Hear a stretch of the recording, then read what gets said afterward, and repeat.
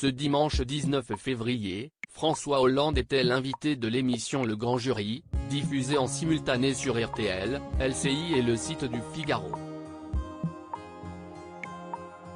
Interrogé sur la réforme des retraites, dont l'examen à l'Assemblée nationale a pris fin ce vendredi 17 février, l'ancien président de la République n'a pas mâché ses mots.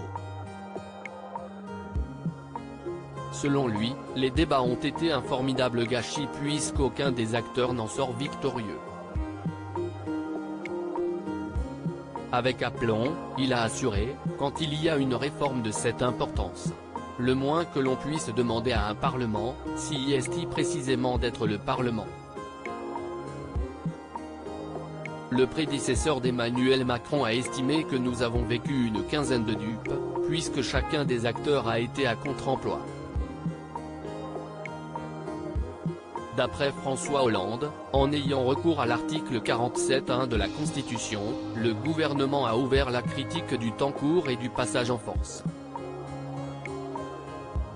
Aussi, il a regretté que la France insoumise, LFI, n'ait pas tenu compte des demandes des organisations syndicales, à savoir arriver le plus rapidement possible à l'article 7, note de la rédaction, qui acte le report de l'âge légal de départ à la retraite, pour que les Français soient éclairés.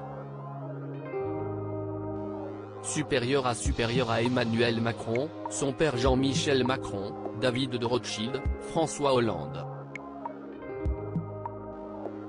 Ces hommes ont marqué sa vie un assouplissement, un allègement par ailleurs, l'ancien président a dénoncé le comportement de la droite qui voulait un assouplissement, un allègement, de la réforme, ce qui a entraîné une division dans son camp. Enfin, François Hollande a conclu, le dernier acteur, le Rassemblement national, s'est caché tout au long de la discussion et a sorti, à la fin, une motion de censure, qui ne pouvait pas passer. L'examen du projet de réforme des retraites débutera au Sénat le 28 février prochain.